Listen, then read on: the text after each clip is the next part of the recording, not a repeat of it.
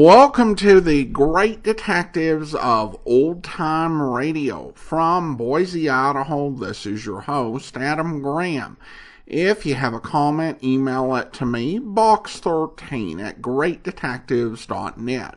Follow us over on Twitter at Radio Detectives, and check us out on Instagram, instagram.com/greatdetectives. A reminder, if you're making travel plans in the new year, remember JohnnyDollarAir.com. JohnnyDollarAir.com is a Priceline affiliate link, so part of your purchase price supports the Great Detectives of Old Time Radio at no additional cost to you. So remember, when making your travel plans, think JohnnyDollarAir.com. Well, it is time for this week's episode of yours truly, Johnny Dollar. The original air date, June 23rd, 1953, and the title is The Jonathan Bellows Matter. John Lund as Johnny Dollar. Roger Stern, Dollar. Oh, hello, Mr. Stern. What can I do for you? We insured Jonathan Bellows. Somebody tried to kill him. Is that the Jonathan Bellows? The industrialist. Yeah? His wife went to the police, but Bellows refuses any protection. Doesn't seem worried. Considers the potential assassin just a crank. Well, what do you want me to do? Look into it. We insure Bellows for $500,000. I suggest you talk to his wife first. She's staying at the town apartment, number 1 Park. Mrs. Edith Bellows. She'll expect you.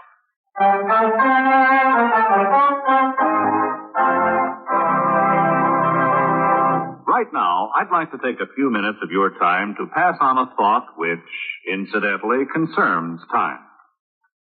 According to the Bible, to everything there is a season and a time to every purpose under the heaven. We all agree on that, I'm sure. And we'll also agree that the regulation of time also depends on the season. For example, did it ever occur to you who decided where our 4 time zones in America should be exactly? Well, back maybe 75 years ago, there were about 150 different time zones which were set up according to the whim of the local inhabitant. Most of the time was called sun time, and there could be 15 minutes difference between the clocks of 2 towns only 10 miles apart. So, to get rid of the confusion, the Interstate Commerce Commission was established. It divided the United States into 4 standard time zones so that railroads, planes, buses, and the mail could run on schedule. Of course, if a city wants to go on daylight saving time during the summer, that's a decision which is made locally. The standard time remains the same everywhere else. But setting the nation's clocks isn't the only job of the Interstate Commerce Commission, however. It also makes rules and regulations for the various means of transportation which go from one state to another. It sees that railroads, truck lines, barges, and boats operate safely, charge reasonable rates, and give good, dependable service. It also protects trucks and bus drivers from working such long hours that they might fall asleep while they're driving. The Commission also demands that trains, engines, and machines have safety and stop devices. It is, in itself, a safety device to assure every one of us freedom from danger as we travel about our country.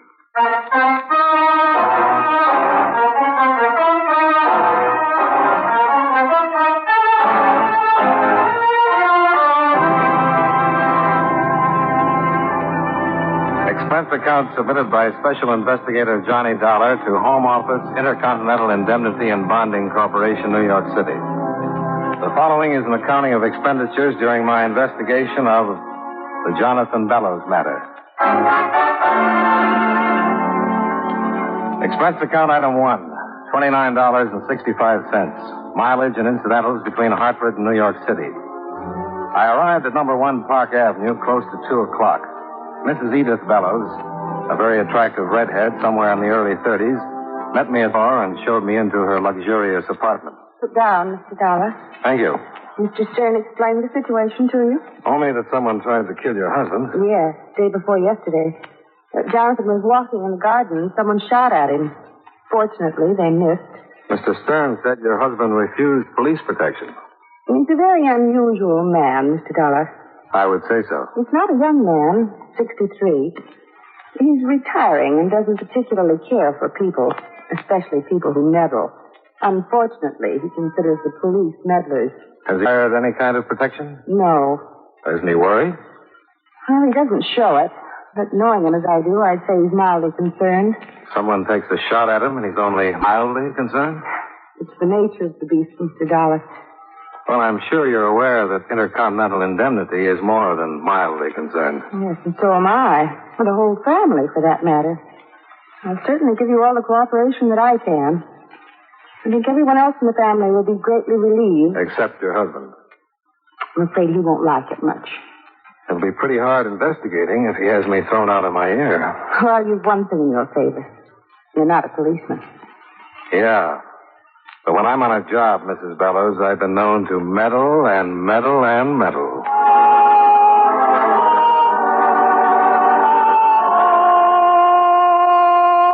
We talked some more about Jonathan Bellows. Mrs. Bellows had married him 8 years before, taking her place as number 3 in his collection of wives. Her predecessors had retired to lives of leisure on their alimony. Bellows had one son, Ralph, by his first marriage, now 23 years old. Around 3 o'clock, we went downstairs and climbed into a bright new station wagon. An hour later, we were driving up a long circular driveway that led to the Bellows mansion. We parked and went in.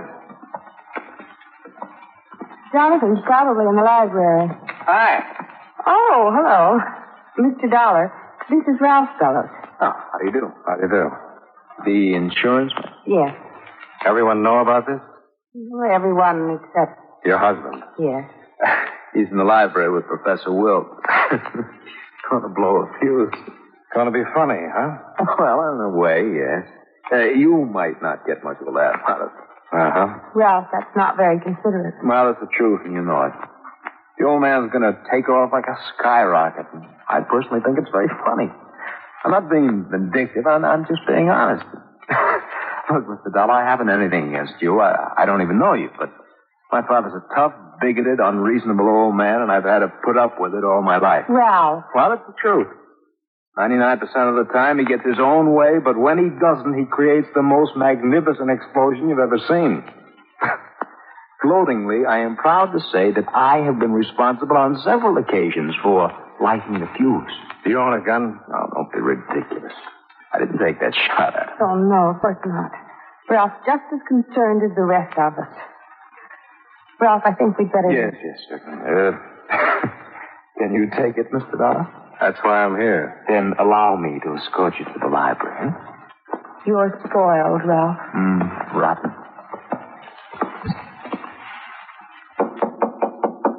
Who is it? The Atomic Energy Commission. What? You have visitors. What did you say about the atomic... Oh, he's just being silly. Hello, Professor. Hello, how are you, Edith? Beaten him 3 straight games. Who's that with you? Oh, this is Mr. Dollar, dear. He's going to find out who took that shot at you. What? Now, John, he's an insurance man. Insurance man? I'll just sit over here. I'm with Intercontinental Indemnity. What are you doing here? Who sent for you? Now, John, be reasonable. I want to know who in blazes... John, I don't get it. You stay out of this. Young man, who told you... I was retained by Mr. Stern. I didn't tell Stern to send anyone over here to meddle in my affairs. I brought him here. You did? Why? Because we're all worried. Edith, we've discussed this whole thing. Jonathan, if you don't take it easy... Shut up. Get out of here, Mr. Dollar. Get out. Jonathan, please. Are you going to get out of here? Possibly. But stop looking like you're going to throw me out. Young man, just let me tell you. No, I've got a better idea. Sit down. What? Sit down. Why, you young... Now, sit down. Ralph, be still. I've got something to say, and you're going to hear me out. Now, look here, Mr. Dollar. You've got no right. Who are you? Professor Wilt, Johnny Dollar. Okay, Professor. I'm going to say what I've got to say, whether you think I've got any right to or not. If you want to listen, you're welcome. Well, thank you. Young man, if you have something to say, say it and get out. Then I'll place a call to your company and see that you're immediately discharged. You're due for a big shock. I don't know how interested you are in maintaining your insurance policy, but if this attempt on your life isn't investigated, you're not going to have a policy. Are you finished? No, that's not what I wanted to say. It's this. I've never met you before. I don't know you, and I don't want to. You're a big man in your field, but that doesn't entitle you to be rude to me. Now I'll go. But if you ever try throwing your weight around again, I'll throw over my knee and make up for the spankings you must have missed a long time ago. I'm sorry, Mrs. Bellows. It's pretty obvious your husband doesn't care how much his family worries about him. Now, if you'll let me call a cab, I'll get out of here. Mr. Dollar. Yeah? Would you stay a moment? No. Confound it, young man. Now who's being rude? Compared to you, I'm still in the bush leagues. Would you please stay for a moment? I'd like very much to talk to you. Please. Mr. Dollar. You'll be Miss Bar? And you keep your mouth shut, Ralph. Yes, Father. Well, Mr. Dollar. Okay. If you'll excuse us, I'd like to be alone with Mr. Dollar. Certainly, dear. We'll finish the game later, Professor. Of course. And I want to see you later, Ralph. Of course. Sit down, Mr. Dollar. Let's keep it this way. I'm still a little nervous. How much do you know about this shooting? Only that someone tried it on you. Mr. Dollar, I know who took that shot at me. You do? Here. Read this letter. I missed you in the garden. I won't miss you again. You'll pay for Ashanti? Ashanti. It's in Africa. 30 years ago, I was in the mining business. I had a partner, Frank Victor. We didn't get along, and there was an argument one day in the mine. It was quite a scrap, and there was a cave-in. I got out. Frank didn't. There was an investigation, and I was cleared. Why are you telling me this? Because I've decided to trust you. I'm not particularly fond of you, but I believe that you can get things done. I'm working for the insurance company, Mr. Bellows. Certainly, but as I'm sure you must have gathered, this sort of thing can create some very unfavorable publicity. Do you think this Frank Victor is alive? He must be. I've never told anyone of this incident. Well, there were certainly other people involved when it happened. Yes, but no one who was out to get me. Why would anyone else but Frank Victor want to kill me? But he didn't kill you. Maybe it was someone who knew of the accident. But what would he have to gain? Blackmail, maybe? I told you it was an accident. Sure. But maybe someone figured they could scare you into believing Frank Victor was still alive. Out to kill you. You pay over enough money and... Not on your life. Not my life, Mr. Bellows. Yours. But why wait this long? 30 years. I have to admit that kind of stops me. You've been a big man in the business world for a long time. Nobody'd ever have any trouble locating you. What do you intend doing first? Going back to New York? Why? Oh, lots of little things. Mr. Dollar, as long as I have taken you into my confidence... Mr. Bellows, someone took a shot at you. It might happen again and you might be dead. Now, if you want me to prevent something like that, you'll just have to trust me. My wife drove you here? Yes? Then you need a car. Take the station wagon. Well, now, When do you think you'll be returning? Probably tomorrow. Well, you can stay at the town apartment. I want to be in touch with you. You might just as well take advantage of the empty apartment at number 1, Park Avenue. Yes, I know. I'll see you tomorrow.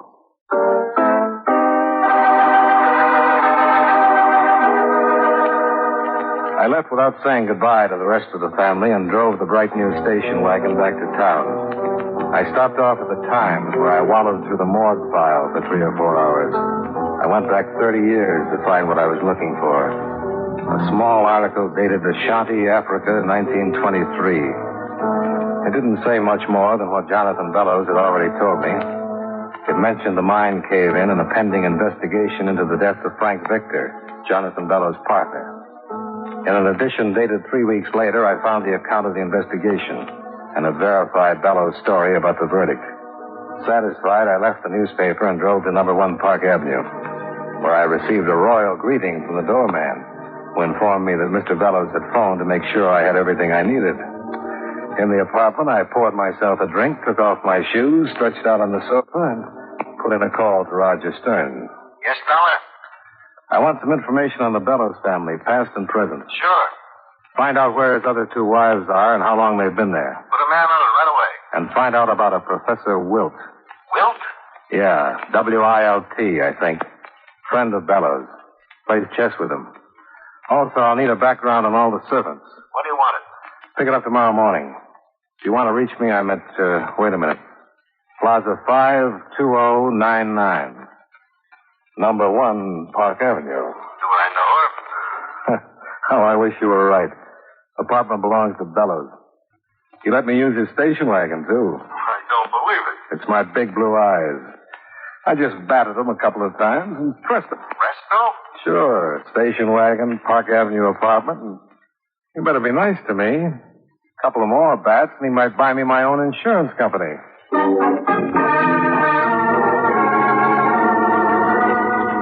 Expense account item 2, $7.50, dinner.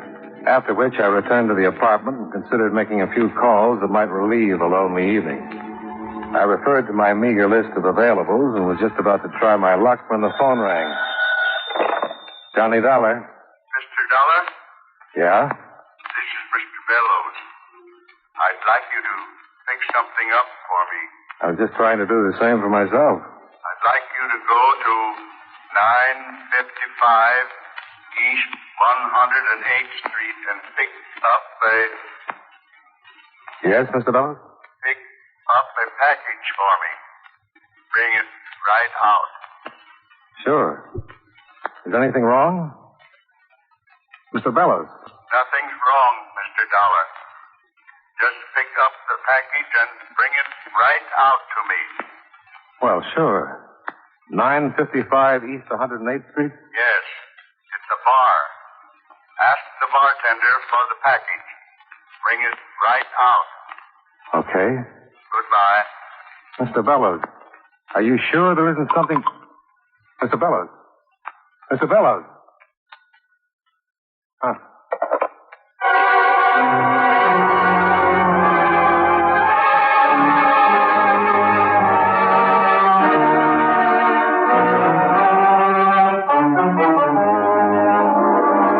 And now, with our star, John Lund, we bring you the second act of Yours Truly, Johnny Dollar.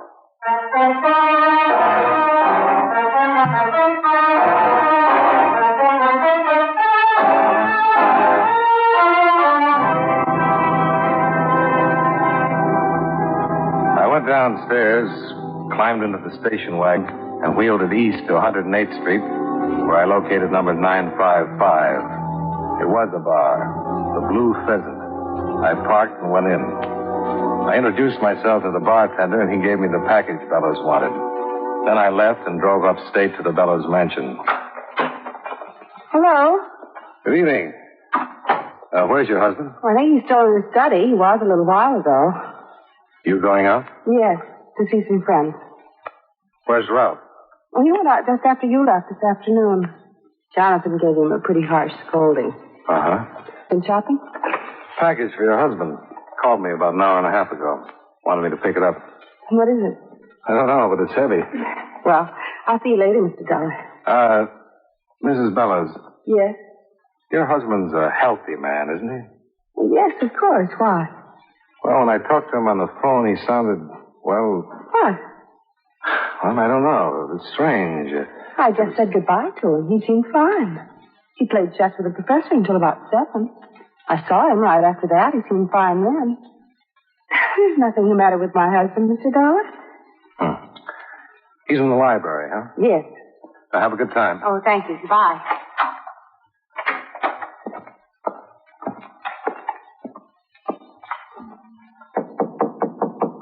Yes?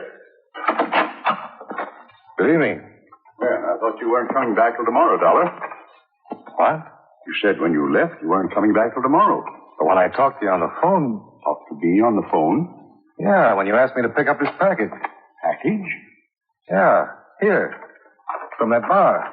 Oh, yes, the package. Mr. Bellows. Give me the package. What's wrong with you? Nothing's wrong. Just give me the package. It's very important. I've got to open it. Okay. You're sure you're all right? Mr. Bellows.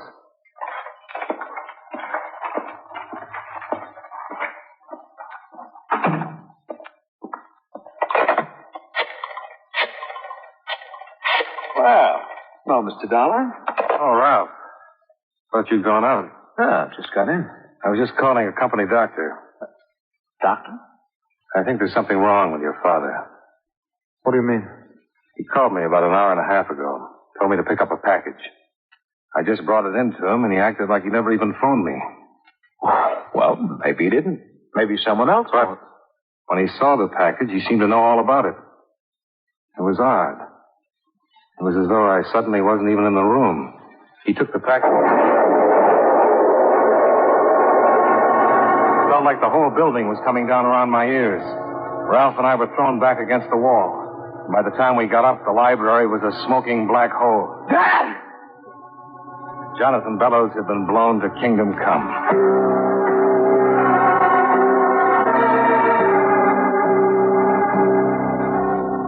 It was a bomb, all right. A big one. Planted in the package I'd given him. I called the police, and Ralph located Mrs. Bellows. Then I jumped back into the station wagon and doubled the speed limit getting back to town. The police would be busy enough until I got back. I wanted to get hold of that bartender who had given me the package. By the time I got to the Blue Pheasant, it was pretty well filled with customers, but the bartender I was looking for wasn't in sight. Yeah, what'll it be? Where's the bartender who was working here earlier? He gets off at 8. Where does he live? Why? I'm collecting addresses. Now, where does he live? You collect addresses. I collect wise guys. Beat it. Look, friend, that bartender is mixed up in a killing. What? Murder. He's a bad boy.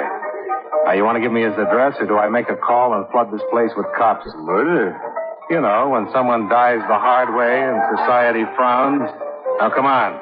What's his name? Where does he live? Earl Phillips. 588 East 157th Street. Thanks. You've been just wonderful. Well, look, I didn't know it was anything like murder. Honest, if I'd have known, I wouldn't have given you any... Please. I'm getting all choked up.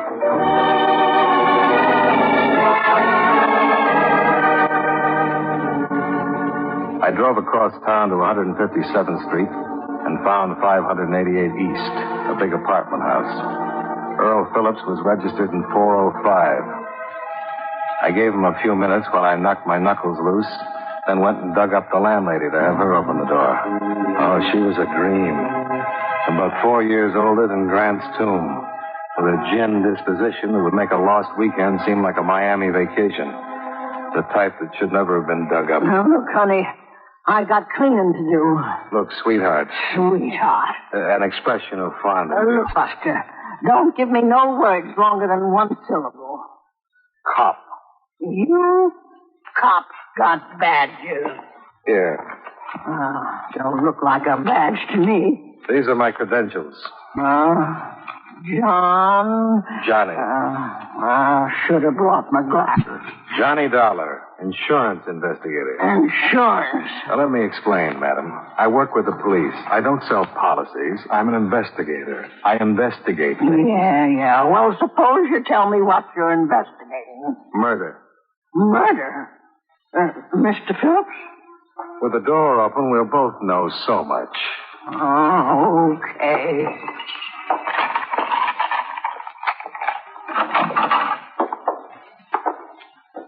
Turn on the lights. Oh, my Lancy. Yeah, mine too. Is he? He sure is. Still warm. I'm not interested. I need a drink. Did you see him come in? No. You see anybody else come in? I've been in my apartment all afternoon. I'm going right back there. Come here. Do I have to? What's in there? Where? Another room. The bedroom. What are we whispering for? And the other rooms. Why? Answer me. Bathroom. Fire escape. Huh? Where is it? Oh, end of the hall. Please, Mac, what are we whispering for? There's some blood leading to that bedroom. Take it easy. Downstairs and call the police. Go down to the police and call stairs. No. Call the 15th precinct. It's across. I got it. Goodbye. 15th precinct. 15th precinct. Yes. Ernie Phillips, the bartender who had given me the package with the bomb in it, had been stabbed to death. There were several drops of blood leading to the bedroom door. There was a good chance the killer had been surprised and couldn't get out. I went to the door and tried it as quietly as I could. It gave, and I kicked it open. He was standing right by the door, and he had a knife. Drop it. No!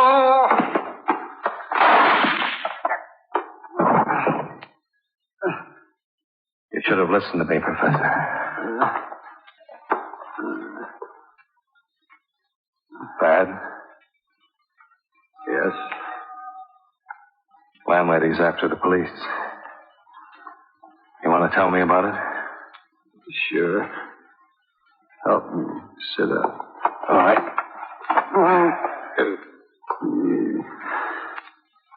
Thank you. I suppose you wonder how Bellows called for that package with the bomb. It was his voice. It was Bellows. I've known him for a number of years. I was treating him for his nerves. You an MD? No.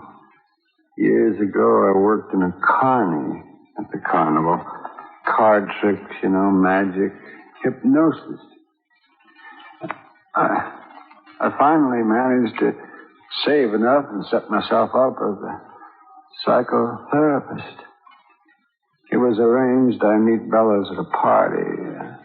Told him I could help him. Actually, I did help him. Simple hypnosis.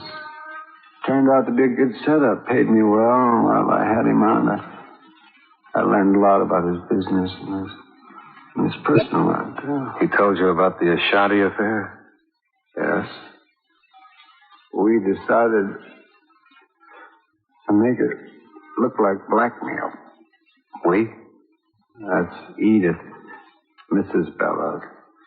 She would have gotten half of the estate and the other half to Ralph. And Mr. Dollar, I think I'm dying. The police should be here any minute. Well, it was Edith's idea. I met her some time ago. She arranged the meeting with Jonathan. He was hypnotized when he called me? Yes. I left the bomb with Ernie. He was a bartender I'd known for a long time. He didn't know anything about it, but he would have identified me as the one who gave him the package. And Bellows was hypnotized when I walked into the library with the package? No, post-hypnotic suggestion. Told him when he was given the package, he was to take it immediately and open it. You can hypnotize a man, tell him to do something hours later when he's awake, and he'll do it? Yeah, he did it, didn't he? Yeah, he certainly did. Well, here they come. Oh, are they? How do you know? Sirens. Can't you hear them? What's that? I said sirens. That's how I knew the police were... Professor. Professor. Well, you wouldn't have liked the sound anyway.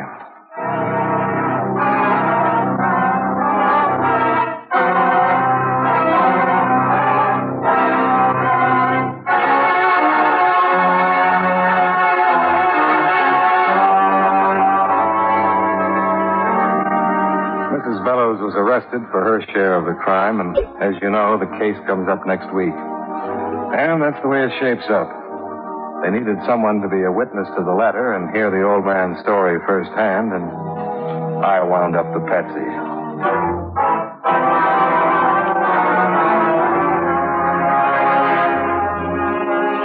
Expense account item 3, $141.80. Hotel and incidentals while I stayed in town tying up the ends for the law. Item 4, $29.65. Mileage and incidentals between New York and Hartford. Expense account total, $208.60. Yours truly, Johnny Dollar.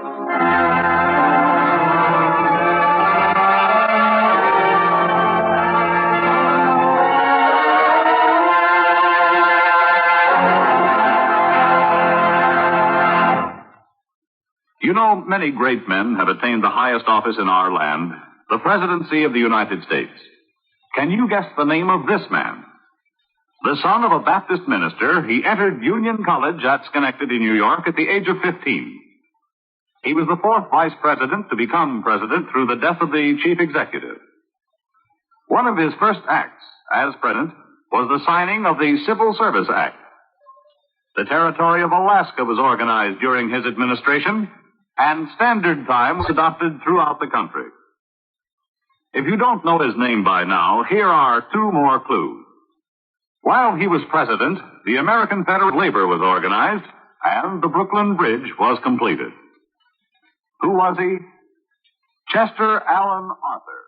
Welcome back. I love the part where Johnny put Jonathan Bellows in his place. I don't think that telling people off comes as naturally to Lund's portrayal as O'Brien's, but when he's got to, he certainly can deliver. I thought the murder solution, it made sense. I thought that this was one of the more plausible uses of hypnosis that we've heard, because it can almost get out there to be practically magical. Of course, having Johnny go and pick up the bomb was really a risky proposition. Fortunately for them, Johnny made a pretty reasonable guess that Bellows might be having some sort of mental health problem. However, involving the bartender was definitely a big mistake. Any murder plan that's going to require you to commit a second murder right off the bat is a horrible plan. To escape detection on one murder requires a lot of luck, and you're really pressing it with the second. It also seems that they might have been able to work this another way by placing the bomb in a locker with a combination lock. The availability of this option and its feasibility, desirability may depend. There are places, or were places, where you could go and rent a locker for a time period without even having to pay someone. But then again, those lockers might have involved keys. However you slice it, they would have been far better off and might even have gotten away with it if they hadn't had a plan where they needed to kill a second person, because at that point the professor's luck ran out. Well, now it is time to thank our Patreon supporter of the day. Thank you to Sarah, Patreon supporter since October 2018, currently supporting the program at the detective sergeant level of $7.14 or more per month. Thanks so much for your support, Sarah. And that will actually do it for today. This episode releases on Christmas Eve, and I hope all of our listeners who celebrate have a very Merry Christmas. We have our final Christmas special posted over at the Amazing World of Radio at amazing.greatdetectives.net. Now, if you are enjoying this podcast on YouTube, please be sure to like the video, subscribe to the channel, and mark the notification bell. Next Friday, we will have an encore performance of Johnny Dollar as part of Boxing Week. And then our regular run of Johnny Dollar returns in 2022. Coming up tomorrow, though, listen up for Tales of the Texas Rangers, where... It is 2 a.m. on the morning of October 3rd, 1948. A man stands in the brush on the American side of the Rio Grande, watching another man wading rapidly across the river from the Mexican side. Come on, hurry up. Senor Green? Senor Green, where are you? Over here. And shut up. Oh. I almost fallen. Never mind. You crazy wearing a white sombrero with that moon? What is the harm, Senor Green? Nobody see the ego but you. Don't be too sure of that. Somebody followed me down here. I don't know whether I shook him or not. The border patrol? No. Hijacker, maybe. You got the package? Oh, see. Right here. 20 ounces. Okay, here's your money. 200 an ounce. $4,000. Oh, gracias. Will be another shipment next week. Yeah, I know. I'll meet you here again on the 12th, same time, and be a little more... You all right, amigo? Someone does follow you? Quiet. Sound came from over there. He's moving this way. You'll have to crawl through that clearing first, and the moon's right on it. You going to use a gun? What do you think I got it for? Keep quiet. There he is, coming into the moonlight. Yeah, and he doesn't see us.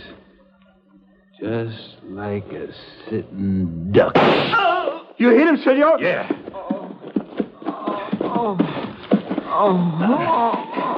But it looks like I didn't hit him good enough.